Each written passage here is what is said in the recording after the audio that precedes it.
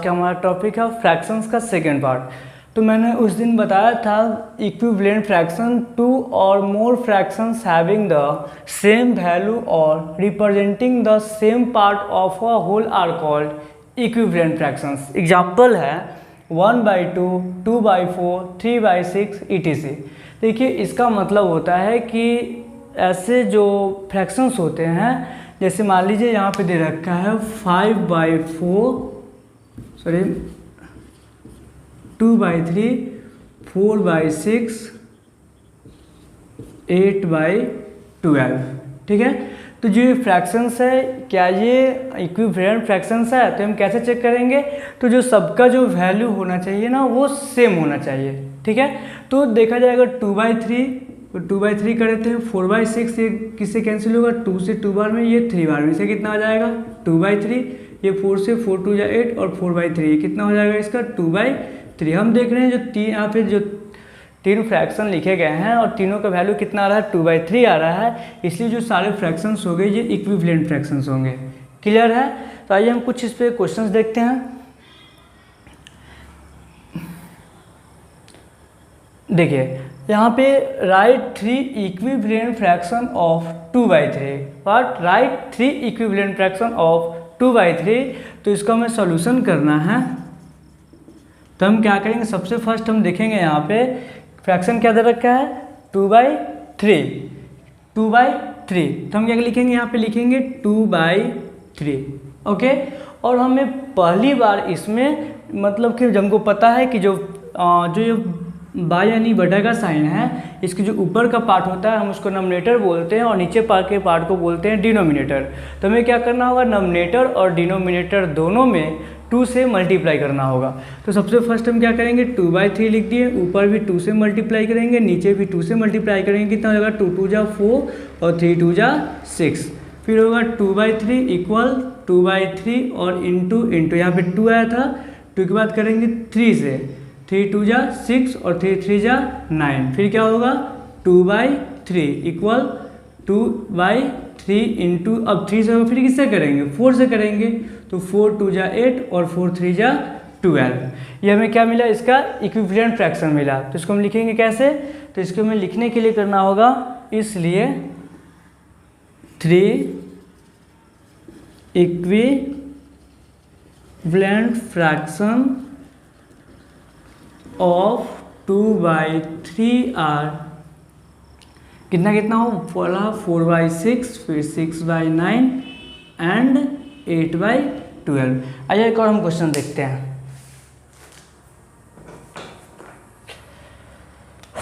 Next question है right 5 equivalent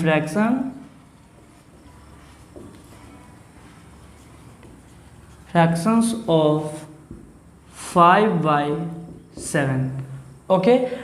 right 5 equivalent fractions of 5/7, यानी कि हमें 5/7 का नेक्स्ट 5 इक्विवेलेंट फ्रैक्शंस लिखना है।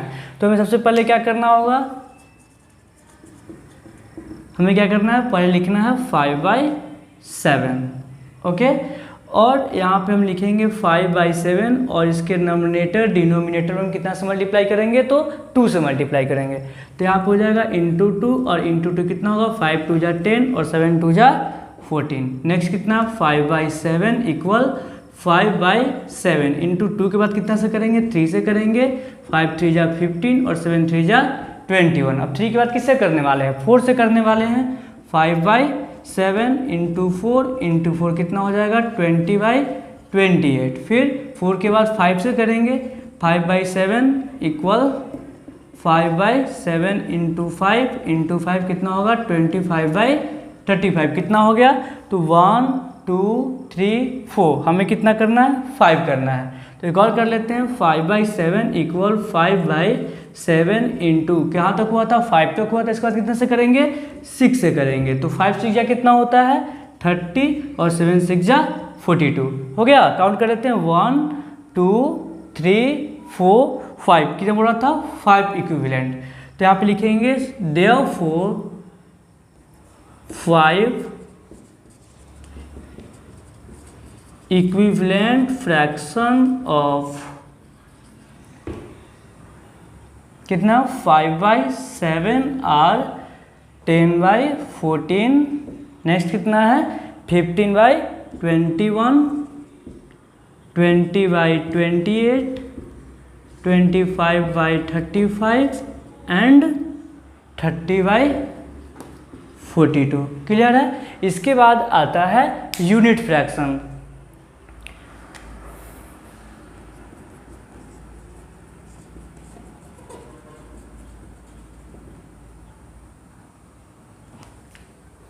जब तक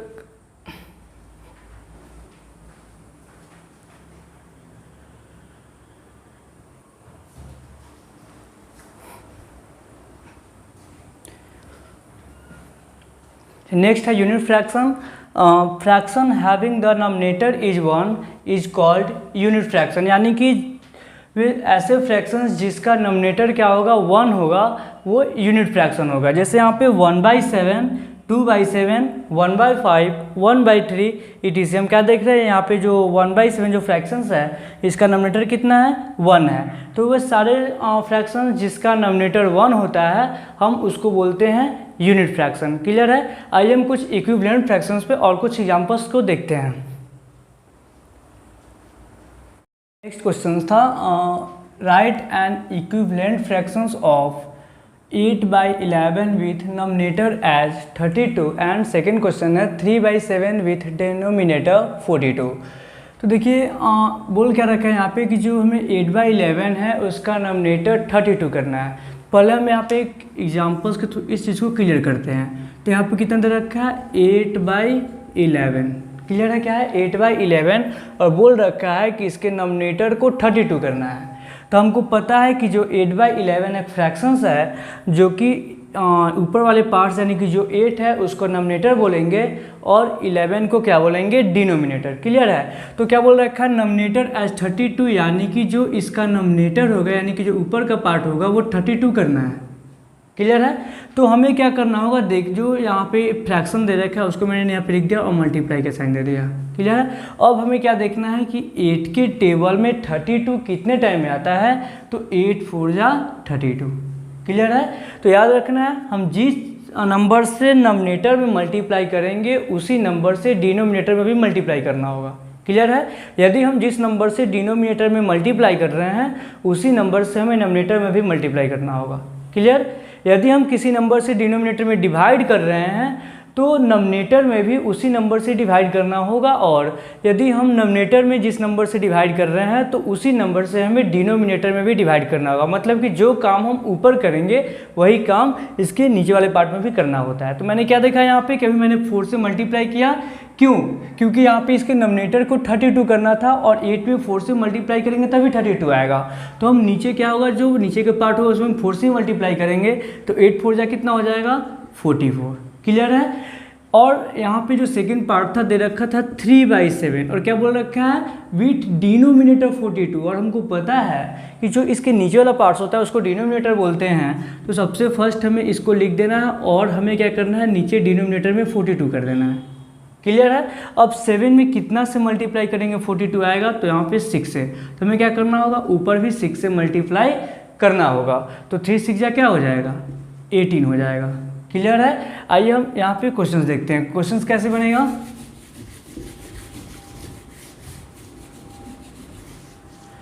देखिए तो 8/11 विथ नॉमिनेटर एज 32, तो यहाँ पे लिखा गया to get 32 as nominator we have to multiply 8/4। क्यों? क्योंकि हमें नॉमिनेटर 32 चाहिए और जब 8 में 4 से मल्टीप्लाई करेंगे तो इसका नॉमिनेटर कितना हो जाएगा 32 हो जाएगा। Therefore the denominator is also multiplied by 4। मैंने अभी बताया कि जो काम हम नॉमिनेटर के साथ करेंगे वही जो काम होगा डिनोमिनेटर के साथ भी करना है। तो अगर हम यहाँ पे नॉमिनेटर के साथ 4 से मल्टीप्लाई कर रहे हैं तो डिनोमिनेटर को भी हम 4 से मल्टीप्लाई करेंगे। सो 8/11 इक्वल क्या लिखेंगे, पहले इसको 8/11 यहाँ पे कर देंगे और इंटू क्या बोल रखा मल्टीप्लाइड बाई 4। क्यों? क्योंकि इसका नॉमिनेटर को 32 करना था तो हम नीचे भी 4 से मल्टीप्लाई करेंगे। 11 4 जा कितना हो जाएगा 44 हो जाएगा। क्लियर है। हम सेकेंड क्वेश्चन देखते हैं। तो टू गेट कितना 42 है, 42 as denominator we have to multiply कितना है यहाँ पे 8 कितना 11 है, और सॉरी यहाँ पे 3/7 है, और 7 को क्या करना है 42 करना है। तो हम क्या करेंगे 7 में किससे मल्टीप्लाई करेंगे, तो 6 से मल्टीप्लाई करेंगे। तो यहाँ पे क्या लिखेंगे 7/6। क्यों, क्योंकि हम 7 में 6 से मल्टीप्लाई करेंगे तो ही क्या होगा 42 आएगा। तो फिर यहाँ पे लिखेंगे therefore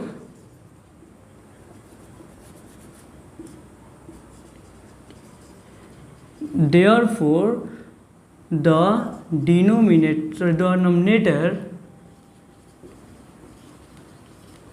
denominator is also multiplied by 6।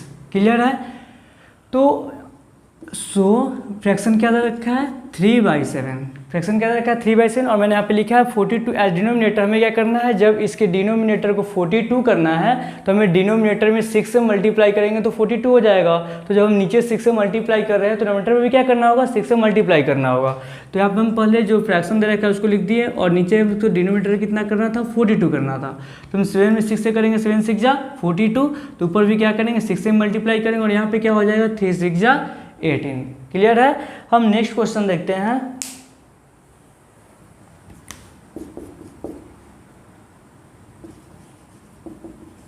Which is greater.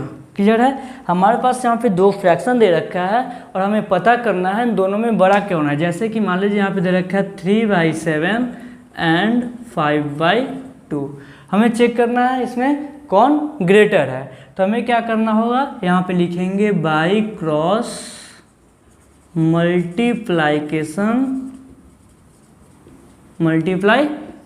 क्या करना होगा, हमें क्रॉस मल्टीप्लाई करेंगे तो क्या होगा 3 में 2 से मल्टीप्लाई करेंगे, 5 में 7 से करेंगे, तो यहाँ पे कितना हो जाएगा 3 × 2 और 5 × 7। क्लियर है। अब यहाँ पे क्या हो जाएगा 3 2 जा 6 और 7 5 जा 35। ग्रेटर कौन है 35 है। सो 3/7 और 5/2 में ग्रेटर कौन हो जाएगा 5/2 हो जाएगा। अब हम इसी का एक सेकेंड मेथड देखते हैं। क्लियर है। देखिए फ्रैक्शन क्या दे रखा था 3/7 एंड 5/2। क्लियर है। तो हमें पहले फ्रैक्शंस को लेना है और पहला फ्रैक्शंस क्या दे रखा है 3/7। तो हमें क्या करना होगा, जो 3 है उसमें 7 से डिवाइड करना होगा। तो जब हम 7 से 3 में डिवाइड करेंगे तो कितना वो डिवाइड तो होगा नहीं, तो क्या करेंगे हम यहाँ पे एक डिसमल लेंगे तो यहाँ पे 0 आ जाएगा, 30 हो गया। अब कितना होगा 7 4 जा 28, लेस करेंगे 2, डिसमल यहाँ पे एक 0 उतार सकते हैं ना। फिर यहाँ पे क्या हो जाएगा 7 2 जा 14, फिर 6 लेस होगा, फिर डिसमल है 0, 7 7 जा 7 8 जा 56, 4 आया, एक कटने वाला नहीं है इसलिए मैं यहाँ पे इसको नोट करता हूँ 0.428। क्लियर है। अब लेंगे सेकेंड फ्रैक्शन कितना है 5/2। अब हम 2 से 5 में डिवाइड करेंगे तो 2 2 जा 4, 1 बचेगा, क्या करेंगे यहाँ पे डिसमल, और यहाँ पे क्या आएगा 0, 2 5 जा 10। अब यहाँ पे क्या आ गया 2.5।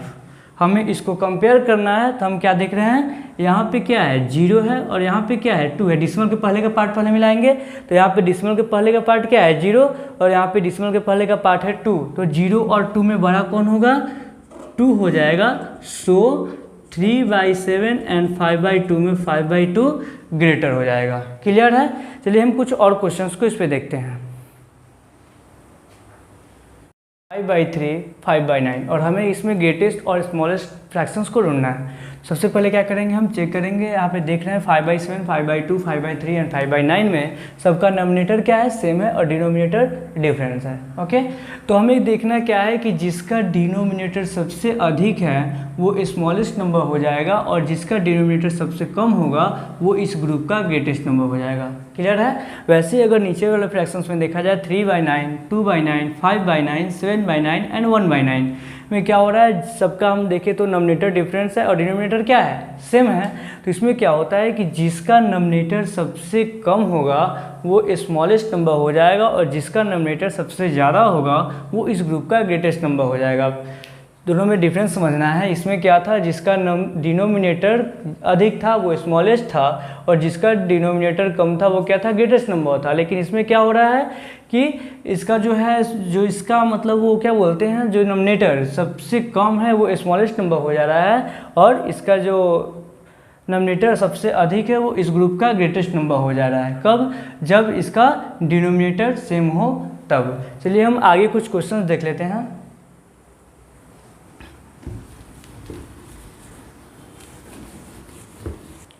चलिए हमारा नेक्स्ट क्वेश्चन है, right in ascending order 11/21, 1/7, 17/35 and 7/14।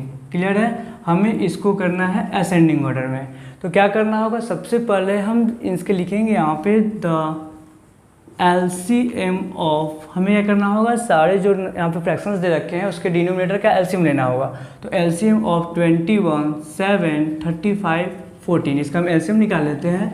21, 7, 35, 14 किससे जाने वाला है ये, तो 7 से जाने वाला है। 7 3 जा 21, 7 1 जा 7, 7 5 जा 35, 7 2 जा 14। अब किससे नहीं जाएगा, हम सारे नंबर को मल्टीप्लाई कर लेंगे। कितना होने वाला है, 7 3 जा 21 में यहाँ पर हो जाएगा 210। क्लियर है।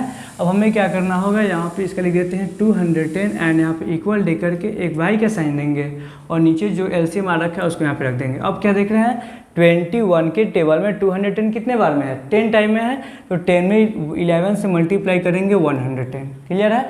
7 से डिवाइड करेंगे 210 में कितना आ जाएगा, 30 टाइम में आएगा। 30 में 1 से करेंगे 30, फिर क्या 35 के टेबल में कितने बार में आ जाएगा, हम डिवाइड कर लेते हैं। तो 35 के टेबल में 210 आता है 6 टाइम में, 6 टाइम में आता है। तो हम क्या करेंगे, इसके ऊपर 17 है, 17 में 6 से मल्टीप्लाई कर देंगे, कितना आएगा, 17 6 जा 102। फिर देखना 14 के टेबल में कितने बार में आता है, तो 14 के टेबल में आ जाएगा, डिवाइड कर लेते हैं 210 में, 14 1 जा 14 बचेगा 7, और 14 5 जा 20, 15 टाइम में आ रहा है। तो 15 में हम 7 से मल्टीप्लाई कर लेंगे, कितना आ जाएगा 100।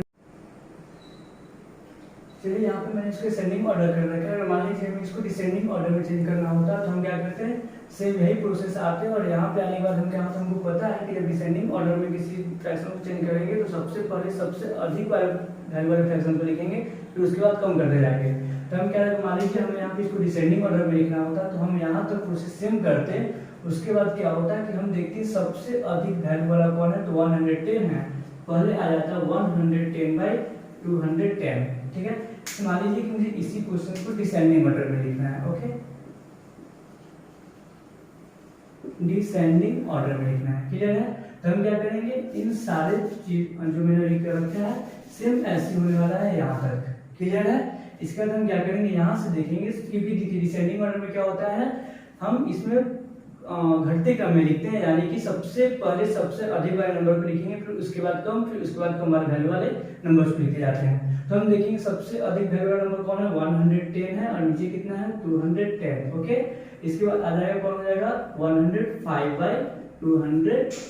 क्लियर है। उसके बाद क्या आने वाला है 102/210। उसके बाद हो जाएगा 30/210। क्लियर है। अब हमें क्या देखना है कि 110 पे कौन सा फर्स्ट नंबर पे, और यहाँ पे फर्स्ट में क्या है 11/21, सबसे क्या होगा बड़ा नंबर हो जाएगा। फिर इससे छोटा 105 कितने नंबर पे, 4 नंबर पे, यानी कि 7/14 हो जाएगा।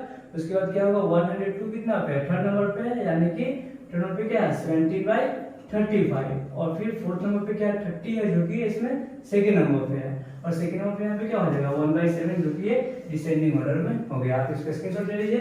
फिर अब हम आगे क्वेश्चन देखते हैं।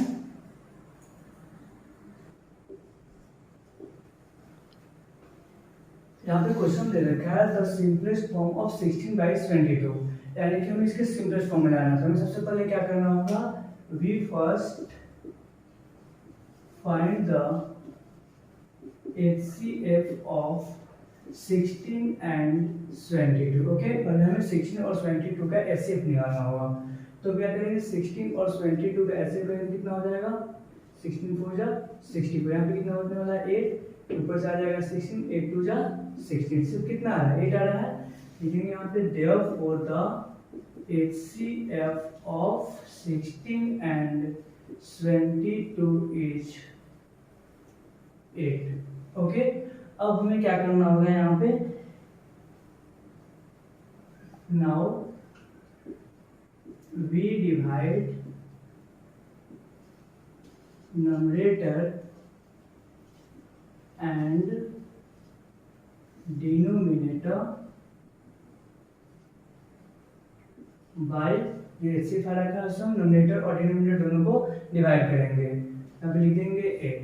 ओके, सो गिवन क्या है 16/72 इक्वल कितना हो जाएगा 16/72 और हम दोनों में 8 से डिवाइड कर देंगे तो कितना हो जाएगा 8 2 16 और 8 9 72, जो कि आप लिख सकते हैं therefore the simplest form of 16/72 is 2/9। Okay, अब हम यहाँ पे कुछ वर्ड प्रॉब्लम्स क्वेश्चंस को सॉल्व करते हैं। चलिए हमारा नेक्स्ट क्वेश्चन है, Radha bought 3/7 kilogram peach and 4/9 kilogram weight. How much total cigarette did she buy?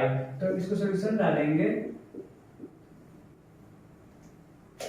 देखिए क्वेश्चन बोल रखा है Radha bought 3/7 kg peach and 4/9 kg weight। तो लिखेंगे यहाँ पे the quantity of P equal कितना है 3/7 किलोग्राम। ओके, फिर लिखेंगे यहाँ पे द क्वांटिटी ऑफ क्या है वेट इक्वल कितना हो जाएगा 4/9 kilogram. Okay, therefore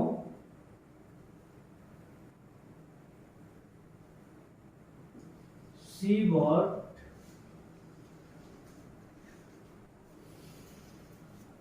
serial equal